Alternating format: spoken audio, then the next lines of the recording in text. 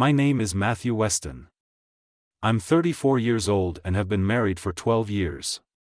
One evening while we were having dinner at the dining table, my wife, Andrea, announced that she was going to take a lover without hesitation. I simply said, "Okay."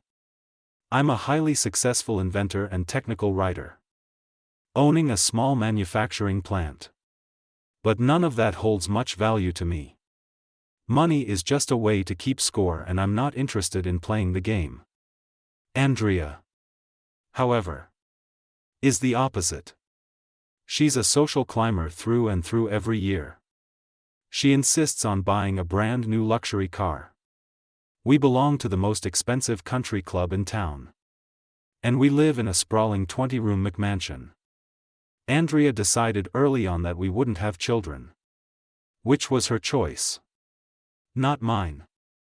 While she surrounds herself with luxury, I prefer simpler pleasures. I drive a 6-year-old 4x4 pickup and find joy in my modest lakefront property. A cozy 4-room cottage. A 16-foot pontoon boat. A 12-foot V-hull fishing boat. A 4-seat UTV. And my big, lovable mutt, Junior. Transcribed: Andrea refuses to visit the cottage or even acknowledge Junior.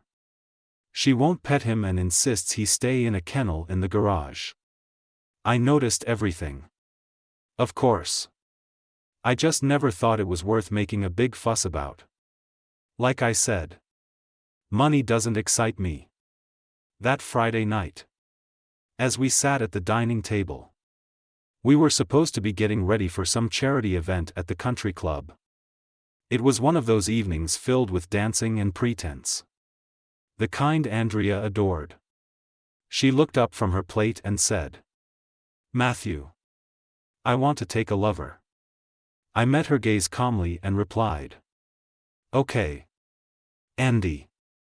I'll have my attorney draw up the divorce papers on Monday. You can have the house. But I won't pay the mortgage. You can keep your car. But there won't be a new one when you want it. I'll give you a $600,000 settlement. That's $50,000 for every year we've been married. But there will be no alimony, and I won't bankroll any more of your spending from that point on. You'll be completely on your own." Then I leaned back in my chair and waited for her response to say she was shocked would be accurate. She sputtered, "Aren't you even going to fight or ask why?" She then said, "I didn't say anything about divorce. I love you wrong." I spit back at her. "Andy, if you loved me, we would not be having this discussion in this house. Going to that country club in your fancy car. I indulged you because it made you happy and I could do it. Now you tell me I am not enough. What am I supposed to say? Is taking a lover a new status symbol, or am I not good enough in the bedroom?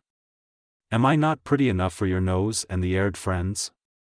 Will your lover be the father of your children when you decide to have them? Were you planning on giving me mercy sex every 3 or 4 weeks like you do now? And no, I am not going to fight it or ask why you want it, so I will indulge you. I just won't be around to watch.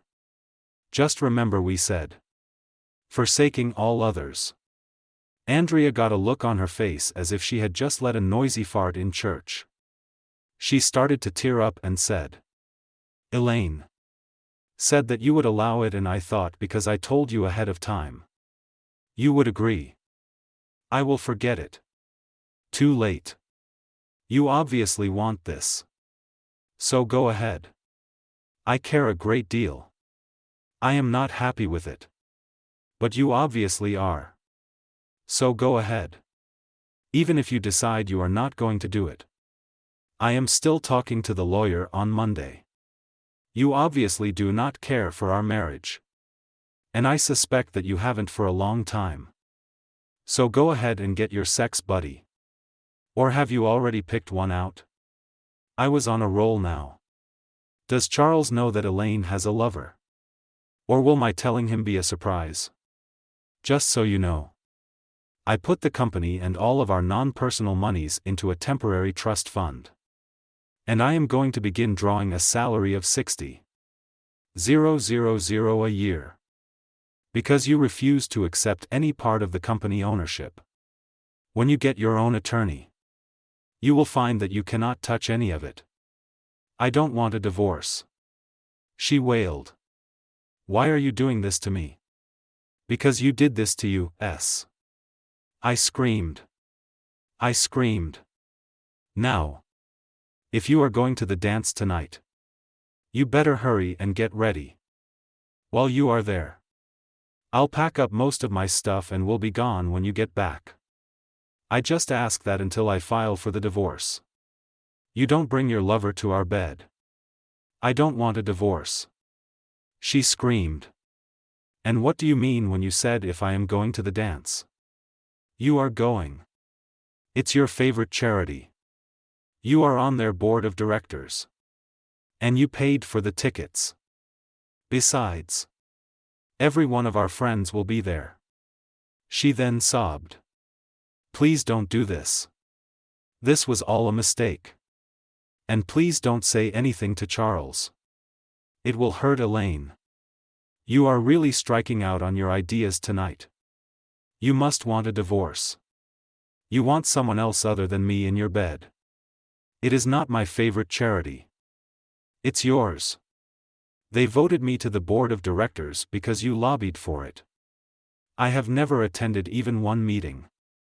Did I pay for the tickets? You signed the charge card slip. They're your friends. Not mine. My friends will have nothing to do with you. You treat them like they were a pile of dog crap you stepped in and can't get off your shoe. I then continued. Hurt Elaine. What about Elaine's husband? What about Elaine's kids? Andy. Do you even know where I go on Tuesday nights when I say I am going with my buddies? We go. Heaven forbid. Bowling. We drink beer. Horrors. Some of us even swear and yell and sometimes even fart. Oh no. Andrea was getting angry and she practically screamed. I could care less what you and your low-life buddies do on Tuesday.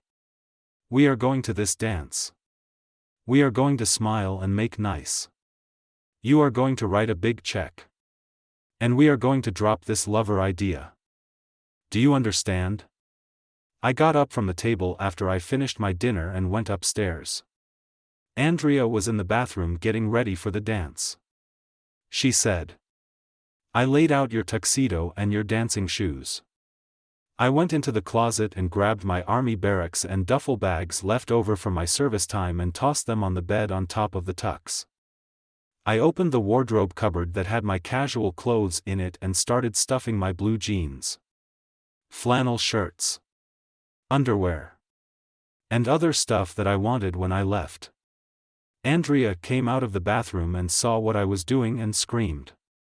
Get that stuff off the tux. You will wrinkle it. At the dance. You have to look your best. Wrong again, Andy. I said. I do not have to look my best. Junior doesn't care. And the cottage doesn't care. And I don't care. I am not going to the dance tonight. Also, after tonight, I will only talk to you through or in the presence of my lawyer. Have a good time tonight. And tell Charles I'm sorry about Elaine. By the way, does Elaine know that Charles bowls? With that, I continued packing. When the duffel was full, I took it out to the truck. I went back in and saw Andrea sitting at the dining room twirling her wedding set around her finger. I stopped, walked up to the table and took my wedding ring off and put it in front of her. She just started crying. I did not want this place. This car. The country club. All I wanted was to have a loving wife. A loving family. And be a good provider. At least I got the good provider right. You can contact me through the company email while I am staying at the cottage. There is no phone or internet up there. Of course. You would not know about that as you never have been there.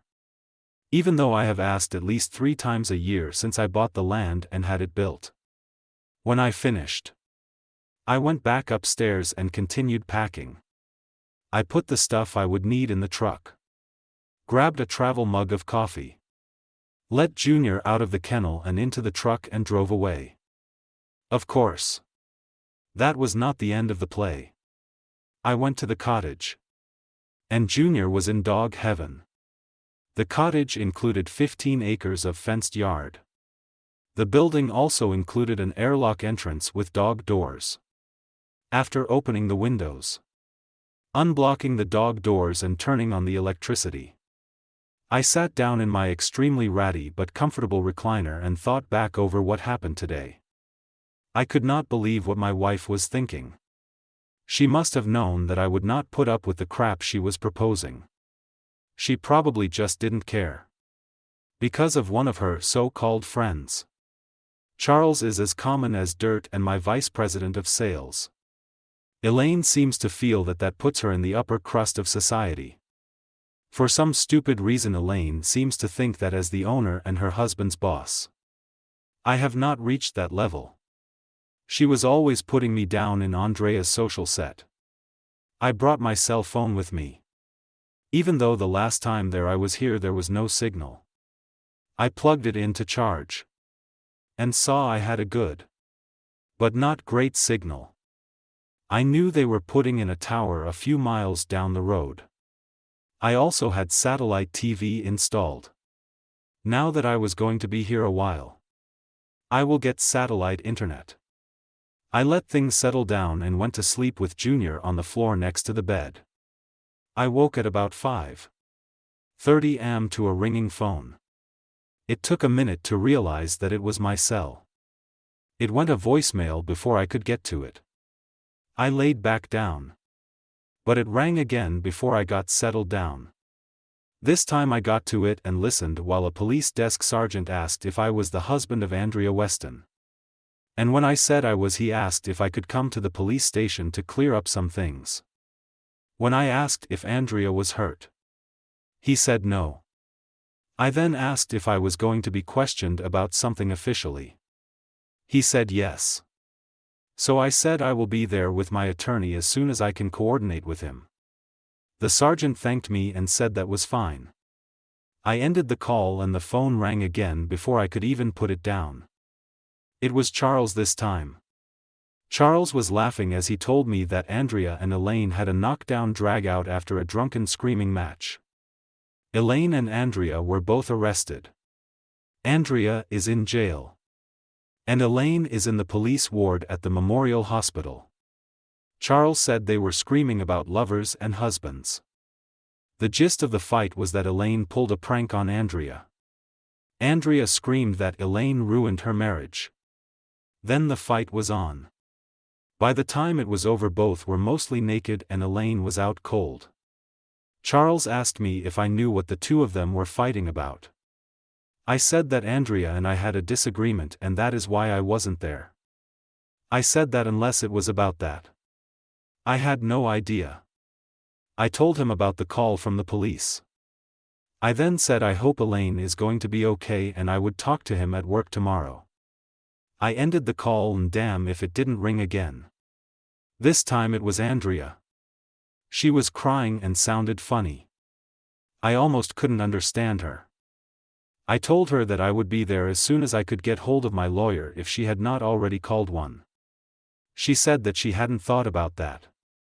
But my lawyer was fine. She also said she was not sure what she was being charged with.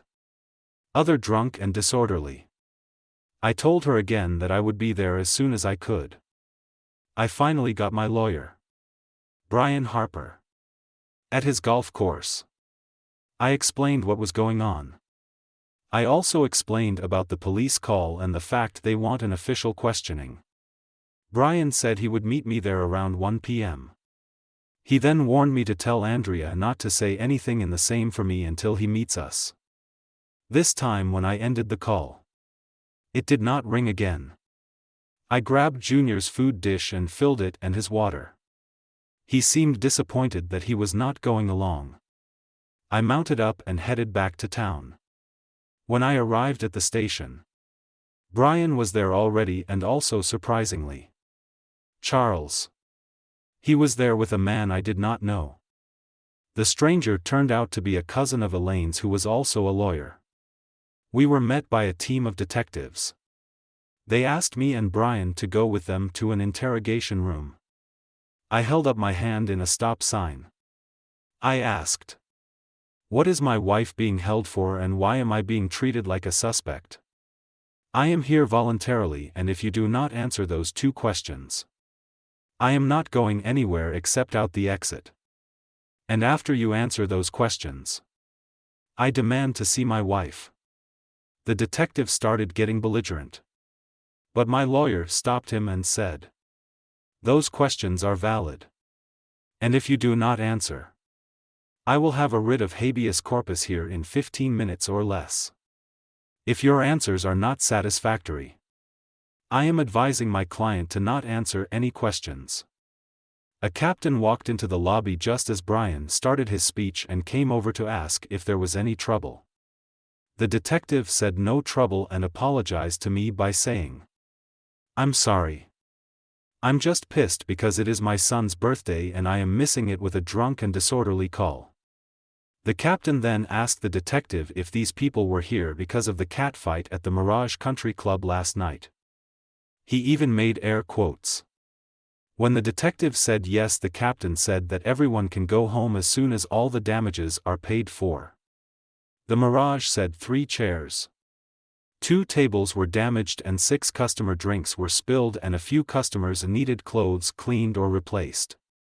So far, the total is under 350. The captain said that D&D's first-time offense is a $75 fine or 15 days or both. But because the counter charges of assault and battery were withdrawn, the assistant DA is just giving them a fine. The captain led me to the desk and gave me a bill for half the damages and my wife's fine. I asked for a bill for all the damages and explained that Charles worked for me and didn't need the hassle. I said, knowing Charles, his wife is going to get a very large ration of shit about the fight because Charles saw and heard it all. After I paid, they took me back to see Andrea. And I could not help but take out my cell phone and snap a picture. She had a cut over her right eye, a black and blue bruised cheek, and swollen left eye, a swollen lip that looked like a poor plastic surgery attempt, and was dressed in a bright orange jail jumpsuit with a logo in large black letters across the front and back, inmate of a city jail. After I stopped taking pictures, the captain said that I could return the jumpsuit and Andrea had more suitable clothes. I thanked him and took Andrea out to my truck. She sort of sniffed, and for some reason that pissed me off to no end. "Get in the truck, or you are walking. We are not done with this whole weekend fiasco. I can't use Brian now, but I am still going to find a divorce attorney." Andrea started sniffling and got in the truck. She still acted like she was afraid she might catch some deadly disease from casual contact with any part of the truck. But I just let it go. After we were buckled in, I drove back to the house. I told Andrea to go in and change and bring the jumpsuit back to me. She asked, "Aren't you coming in?" I said, "It's not my house anymore. And I don't think I ever want to go into that place again. I have to get the rest of the stuff I am taking. But I don't want you there when I do. If I take something that you want, our lawyers can negotiate for it.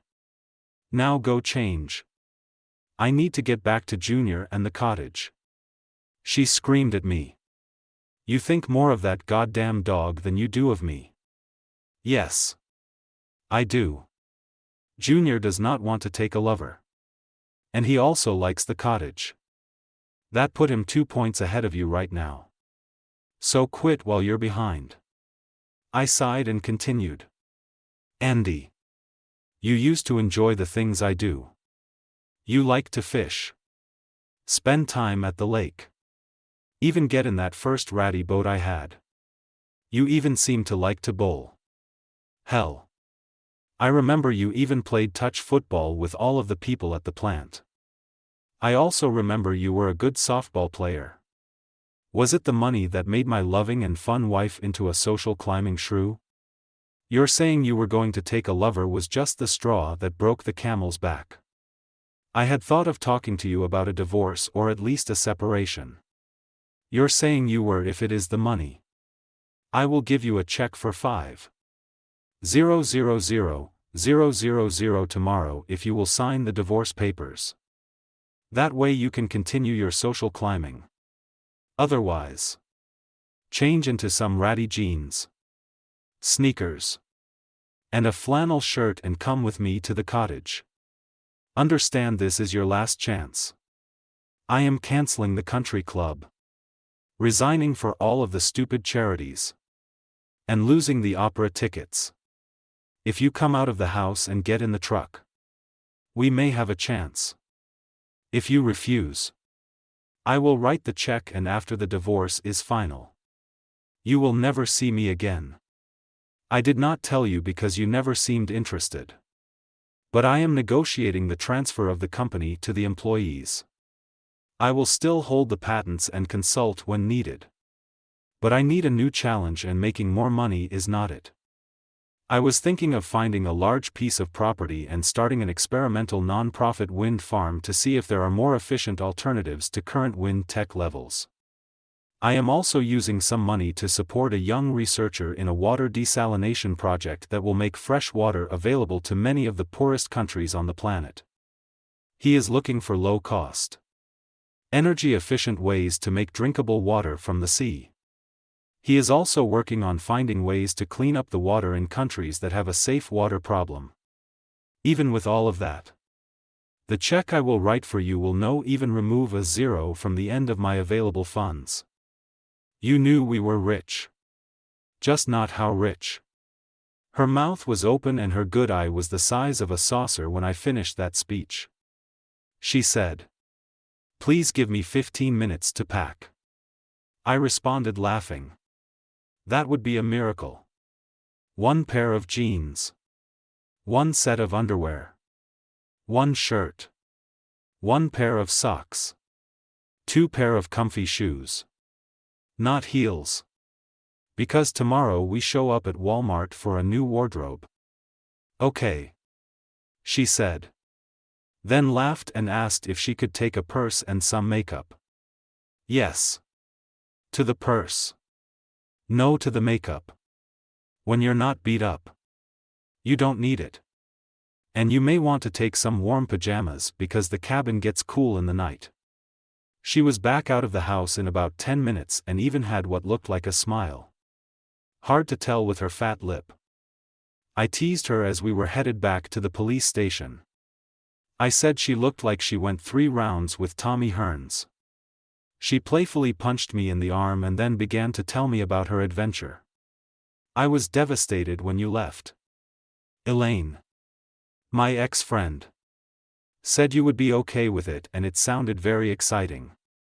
She also said that it was becoming fairly common in our social set. Like an idiot. I believed her.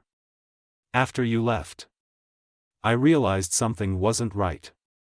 So I called a cab and went to the country club for the dance and some answers. Elaine and Charles were there. And so were a lot of my other friends. I mentioned to Lori Swain that I had told you I was taking a lover, and Lori got a funny disgusted look on her face and said, "I'll bet Elaine put you up to that. She has tried it on all of us and so far you're the only idiot stupid and naive enough to start doing it." I'll bet Matthew was really happy to hear that. I then proceeded to get totally drunk and went over and confronted Elaine. She just laughed and said, "If you were stupid enough to believe that, I will sell you a beach house in Taos, New Mexico." Well, I picked up one of the centerpieces and threw the water and flowers at her and screamed that she ruined my marriage. She grabbed me by the hair and the fight was on. She hit me pretty good a few times. But I got a good lick into her face and she went down and hit her head on a table and was out cold. The cops showed up and arrested both of us and took me to jail and Elaine to the hospital. At about 5 a.m. they let me make a phone call and I called Charles to apologize. He told me he hadn't had so much fun since the first company outing when you and I got spilled out of the canoe and you had to rescue a panicked me from 18 inches of water. He then told me Elaine had become very mean-spirited recently and he was glad I took her down a peg. He then told me that a cell tower had been installed close to where your cottage is. I tried calling, but it went a voicemail. I then tried again. And that time I got a busy signal. I finally got through. And the rest is a sorry history. She then said, Matthew, I'm sorry for causing all this trouble. I love you. And I am not even contemplating someone else. I know what I said. And now in hindsight, I see that it was stupid, selfish, and hurtful. Can you forgive me? I can't forgive you. But you never did answer the questions I asked about your feelings toward me. I really think that after this has all calmed down, we need to either go to a marriage counselor or get a divorce. I added, I do not like the new you that you have become. I know everyone changes. But why would you change what used to make you happy? Andy replied, I guess I lost sight of what and who is important. I will go to counseling with you. I don't want a divorce. I am also very sorry I have physically neglected you recently. You are a kind and considerate lover. And I don't want to change that. Now that my brain fart is over, I will do everything I can to make it up to you. I'm so sorry it took all this trouble to get my head out of my butt. One other thing. If we go to marriage counseling, I am going to insist we sell that monstrosity of a house. 2 people do not need a 12-bedroom house. We have never had a guest that stayed over. And people have told me they are not comfortable there. I know that it has never been my home. It has just been a house. Andy, I have not had fun with you for several years. I have used my Tuesday night outings and occasional weekends at the cottage for escapes. I want you as much today as that day when I said I do. I just am tired of everything that is important to your friends is important to you. If you need the house to be happy. If you need a 100,000 car to be happy. If you need the country club to be happy. No, don't need me. I went on. The cottage is on a small lake. It is very isolated. And while I am at work tomorrow, think about where you want to go from here. I said I forgive you. But I am still hurt that you even thought that I was a chicken enough to allow you to hang cuckhorns on me. As I pulled into the access road, a forest ranger was blocking the road. He was a man I had dealt with before. He is a really conscientious, nice guy. Hi Greg. Is there a problem? No, Mr. Weston. One of the other rangers saw car lights on the access road last night and we wanted to check it out. Victor took the ATV cross-country and I am blocking the road so whoever it was can't escape. The ranger said. I got very red ears and cheeks as I said. Greg, I came up last night and had so much on my mind I forgot to let the station know it was me. Tell Victor and the others that when I see them off duty next time, I'll buy them a drink. Greg got on the radio and recalled Victor. He then unblocked the access road. And he asked, what was that all about? I explained. The property that I own and the property surrounding it are locked inside a national forest. This access road was once a fire break trail and it goes through some real sensitive wildlife habitat. The rangers asked me to let them know when I was either here or coming up because of poachers and pot growers want to get in here. Is there any danger up here? She asked. There is an occasional black bear, but if you don't put the garbage outside, they will not get close to the cottage. I have a composting station that is accessed from the back of the cottage and not accessible to the outside. If you make any organic garbage, it goes in there. I continued. I shot at a bunch of pot growers a year or so back that thought my cottage and the land would be good for their plantings. Rock salt in the butt and the sound of a shotgun made them think again. They even left the grass plants. Andy laughed at that, then got a very surprised expression on her when the cottage came into view. I told you it is 4 rooms, but the total footprint is only about 350 square feet because the place is built underground into a hillside. The curb view is a look of a log cabin with large expanses of glass. Andy said with some awe in her voice. This is beautiful if the inside is as nice as the front. No wonder you like it here. What is the inside like? I said. You will have to decide for yourself. It is 2 bedrooms. 4 rooms. 3 full baths. The rooms are bigger than average. The kitchen is 20 feet by 10 feet. The multipurpose room is L-shaped with the long side 46 foot and the next long side 28. And the bedrooms are an identical 14 feet by 20 feet, not counting the walk-in closets and en-suite baths. I laughed at her expression. I said it was a cottage. I never said it was shack. I had it built it this way because I knew you like your creature comforts. Too bad you never wanted to see your 5th anniversary present. She started crying. You had this built for me. How could I be so stupid as to hurt you as I did? Marriage counseling seemed to work. We sold the McMansion. I bought a 4-bedroom house on 10 acres in a new development designed for middle-class yuppies that wanted out of the city. Andy was very attentive for about 2 years.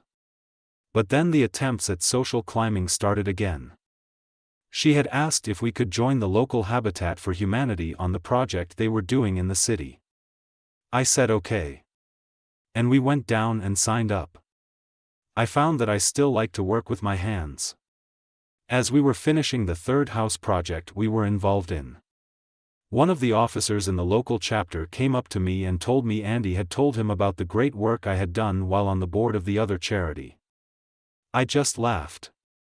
Told the guy not interested. And that he lost a volunteer. I picked up my tools. Waved to Andy. Watched her smile. And went over to my truck and drove back toward the cottage. I stopped at the house. Put my cell phone on the kitchen table. Packed all of my ratty clothes. Grabbed dog food. All the beer in the fridge. Whistled for Junior. And we left. The end about 12 hours later. Andy drove up in a cab and told me to pay the driver. I laughed. Not happening. I don't have much money. 2. I did not hire him.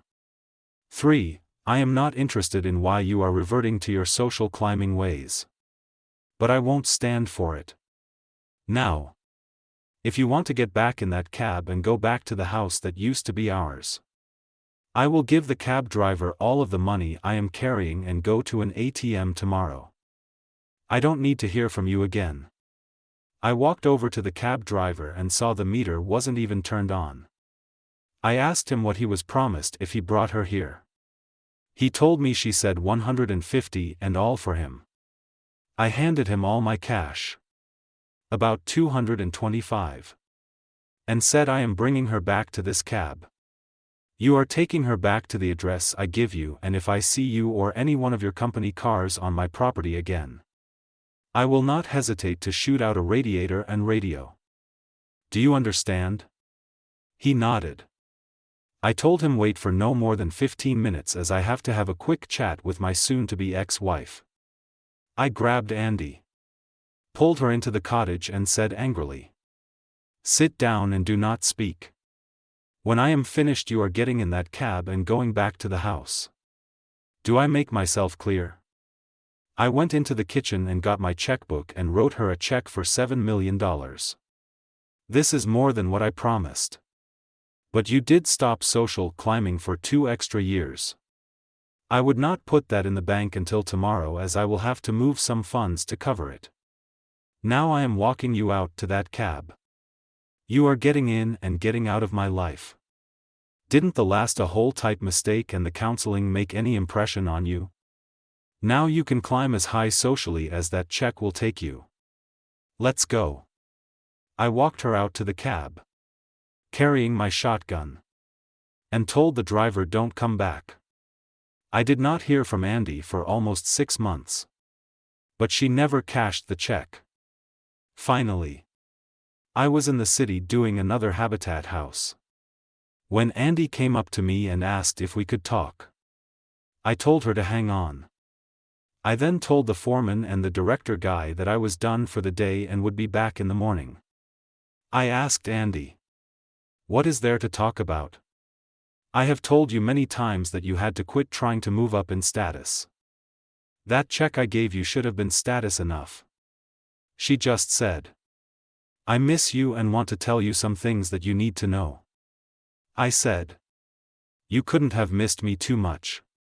I did not hear the company phone ring when you didn't call. I didn't read the letter that you didn't send me. Or how about coming to the office and asking for an appointment?" I continued, "Oh, that's right.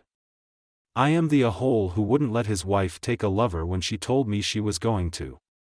I'm the a-hole who made wifey sell her McMansion after she promised no more social climbing. I even bought in a yuppie community where the house is. I'm the a-hole who had a beautiful cottage built for an anniversary present for my wife. I really don't think that there is anything we need to talk about without divorce lawyers present. I asked you to stay out of my life." Andy had wilted by this time and was silently sobbing.